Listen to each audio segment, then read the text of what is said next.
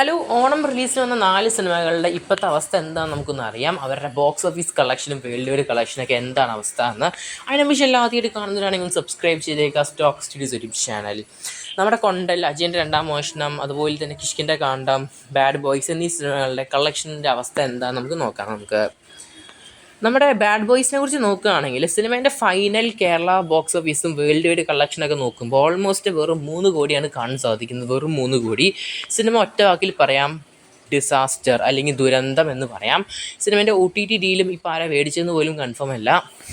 പടത്തിൻ്റെ മെയിൻ പ്രശ്നം എന്ന് തന്നെ പറയുന്നത് യാതൊരു രീതിയിലൊരു കണ്ടൻറ് ഇല്ലാതൊരു പടം എടുത്ത് വെച്ചിരിക്കുകയാണ് എന്നാണ് റിവ്യൂവേഴ്സ് പറഞ്ഞിരിക്കുന്നത് പടം. അതുകൊണ്ട് തന്നെ ഈ പടം കാണാൻ തന്നെ തോന്നത്തില്ല, പോകാനും തോന്നത്തില്ല. വെറുതെ റിസ്ക് എടുത്തിട്ട് പടം കണ്ടവരൊന്ന് കമൻറ്റ് ബോക്സ് ചെയ്യപ്പെടുക പടത്തിൻ്റെ അവസ്ഥേനെ കുറിച്ച്.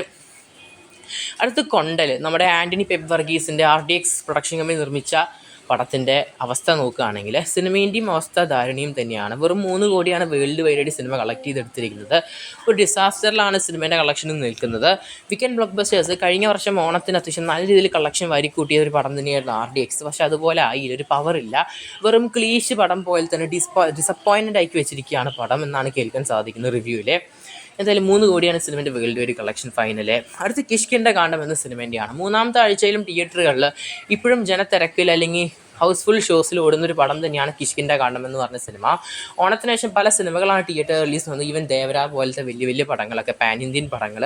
എന്നിട്ട് പോലും കിഷ്കിൻ്റെ കാണ്ഡം കഴിഞ്ഞ തിങ്കളാഴ്ചത്തെ കളക്ഷൻ നോക്കുകയാണെങ്കിൽ ഓൾമോസ്റ്റ് 55 ലക്ഷമാണ് സിനിമ നേടിയെടുത്തിരിക്കുന്നത് ബോക്സ് ഓഫീസിൽ. അതും തിങ്കളാഴ്ച ദിവസമാണ് ഈ കളക്ഷൻ കാണിച്ചത്. നിങ്ങളൊന്ന് ശ്രദ്ധിക്കണം. അതൊന്ന് സ്ട്രോങ് ആയൊരു നമ്പേഴ്സ് തന്നെയാണ് ഈ കാണുന്ന 55 ലക്ഷം എന്ന് പറയുന്നത്.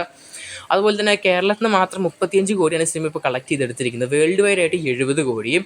എന്തായാലും സിനിമ 100 കോടി അടിക്കുമോ എന്നൊരു സംശയമൊന്നുമല്ല, ചിലപ്പോൾ അടിക്കാൻ ചാൻസ് കാണുന്നുണ്ട്. അടുത്തത് നമ്മുടെ അജയൻ്റെ രണ്ടാം മോഷണം എന്ന സിനിമേൻ്റെ കളക്ഷനാണ്. കഴിഞ്ഞ തിങ്കളാഴ്ച സിനിമേൻ്റെ കളക്ഷൻ നമുക്ക് നോക്കാം.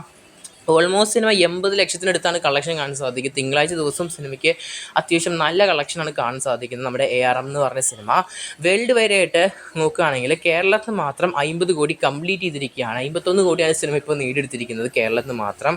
മറ്റു ഭാഗം എന്നൊക്കെ ആയിട്ട് റെസ്റ്റ് ഓഫ് ഇന്ത്യയിൽ നിന്ന് ഓൾമോസ്റ്റ് 4.8 കോടിയാണ് കാണാൻ സാധിക്കുന്നത്. ഒരു 5 കോടിൻ്റെ അടുത്തൊക്കെ. ഓവർസീസ് രാജ്യങ്ങളിൽ നിന്ന് 30 കോടിൻ്റെ അടുത്താണ് കാണാൻ സാധിക്കുന്നത്. 29.7 കോടി എങ്ങാണ്ട്. അങ്ങനെ വേൾഡ് വൈഡ് ആയിട്ട് 85.5 കോടിയാണ് സിനിമ ഇപ്പോൾ കളക്ട് ചെയ്തെടുത്തിരിക്കുന്ന വേൾഡ് വൈഡ് ആയിട്ട്. ഒഫീഷ്യൽ പോസ്റ്റർ 100 കോടിയാണ് കാണുന്നത്.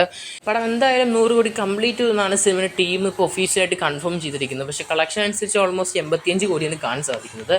എന്തായാലും കാത്തിരിക്കാൻ നമുക്ക് ARM എന്ന സിനിമേൻ്റെ ഇനിയും കൂടുതൽ കളക്ഷൻ റിപ്പോർട്ടിനായിട്ട്. കൂടുതൽ സിനിമ അപ്ഡേറ്റ്സിനായിട്ടും സിനിമ കളക്ഷൻ അപ്ഡേറ്റ്സിനായിട്ട് ചാനൽ സബ്സ്ക്രൈബ് ചെയ്യുക സ്റ്റോക്ക് സീരീസ് യൂട്യൂബ് ചാനൽ.